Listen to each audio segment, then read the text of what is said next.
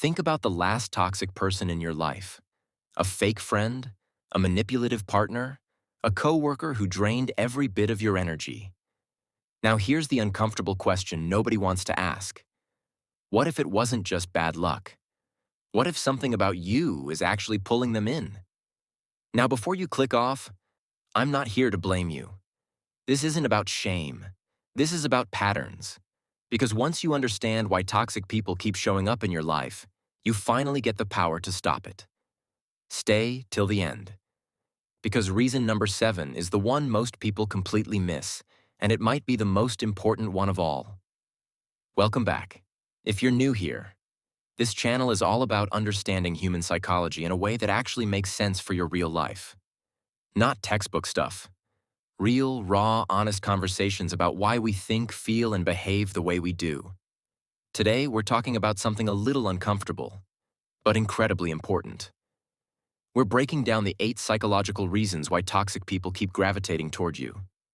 Let's get into it. Let's start with the most common one. You're a genuinely kind, caring person. You show up for people. You give without expecting anything back. And that is a beautiful quality. But here's the thing.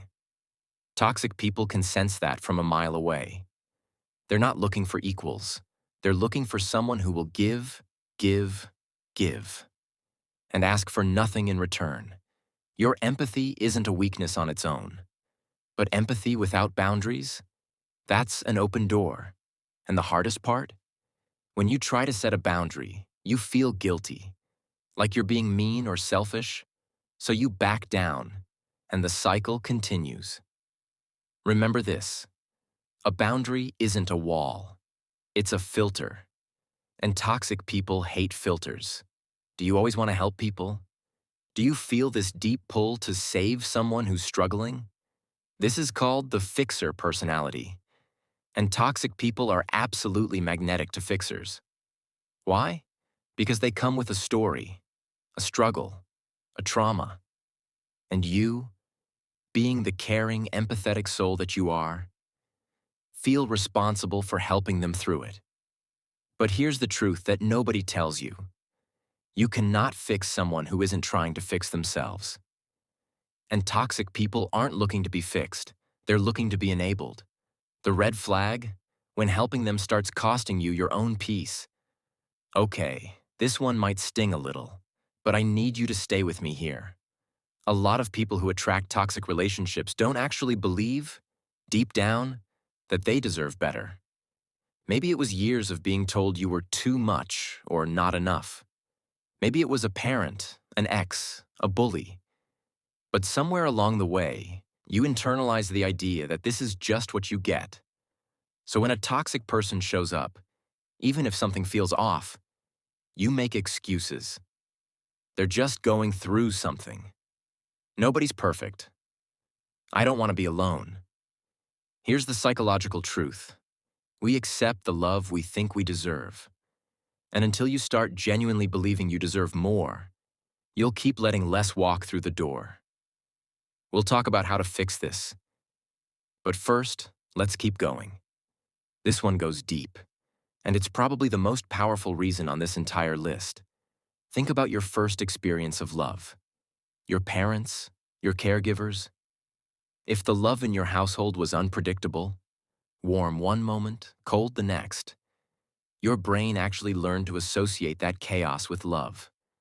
So as an adult, when a healthy, stable relationship comes along, it can actually feel boring, too easy. Something must be wrong, right? But when someone is hot and cold, exciting and painful, available and distant, that feels familiar.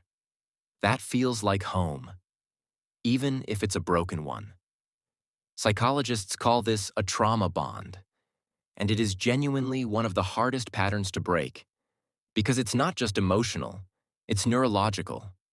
We're halfway through, and trust me, reasons 5, 6, 7, and 8 are where it gets really eye-opening. Especially number 7. Most people have never heard of this one. Do you hate confrontation? Do you go out of your way to keep the peace, even when the peace is costing you everything? Conflict-avoidant people are a dream come true for toxic personalities. Why? Because toxic people often push limits to see what they can get away with. And if you never push back, they'll keep pushing. You might tell yourself you're keeping the peace. But what you're actually doing is keeping their comfort at the expense of your own. Healthy conflict isn't a relationship killer. It's actually what builds trust. Avoiding it completely? That's what destroys it. Toxic relationships are almost always incredibly intense, especially at the start. The attention is overwhelming. The chemistry feels like nothing you've ever felt before. You feel seen, chosen, special. That's called love bombing. And it's a technique, whether conscious or not, that toxic people use to fast-track emotional attachment. The problem is that intensity feels like depth. It feels like real connection. But intensity and intimacy are completely different things. Real intimacy is built slowly, through trust, honesty, and consistency over time. Intensity is a spark, and toxic people know exactly how to light it. Okay, this is the one I promised you. And most people have genuinely never thought about this. There's a psychological concept called emotional contagion. It basically means we absorb and reflect the emotional energy of people around us, without even realizing it. Now here's where it gets interesting. If you're in a period of low self-esteem, unresolved trauma, or emotional emptiness, you actually start to emit a certain energy. Not consciously, but it's there. And toxic people, who are often highly perceptive about vulnerability, are drawn to that frequency like a signal. This is why two people in the exact same social setting can have completely different experiences. One attracts the manipulator, one doesn't. It's not random. It's energetic and psychological alignment. The good news, you can change your frequency. And we'll talk about how in a second. Last one. And honestly, this might be the most overlooked reason of all. If you grew up around dysfunction, arguments, emotional unavailability, manipulation, instability, then normal for you is already skewed. You don't have a clear reference point for what a healthy dynamic actually looks like. So when someone treats you with genuine respect and consistency, it might actually feel strange, almost suspicious. And when someone treats you the way you've always been treated, even if it hurts, it feels normal. You can't choose better if you've never seen better. That's not your fault. But it is your responsibility to learn what better looks like. All right, now that we've gone through all 8 reasons, let's talk about what actually changes things. Because awareness alone isn't enough. First, start with your boundaries.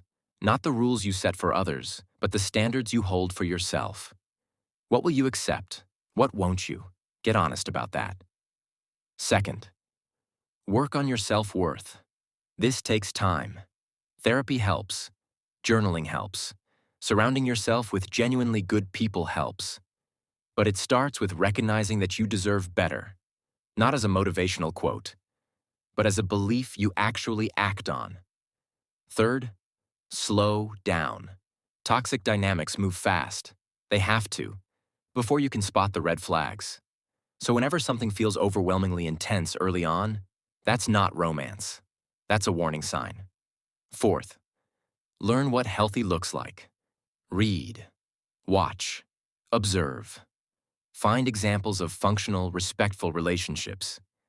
In real life, in books, wherever. Build a new reference point for yourself. Here's what I want you to take away from this video. Attracting toxic people doesn't mean you're broken. It means you have patterns. And patterns can be changed. The fact that you're watching a video like this, the fact that you're asking these questions, means you're already further ahead than most people. Most people just keep blaming everyone else and never look inward. You're doing the harder, better thing. If this video hit home for you, share it with someone who might need it. And if you want more content like this, you know what to do.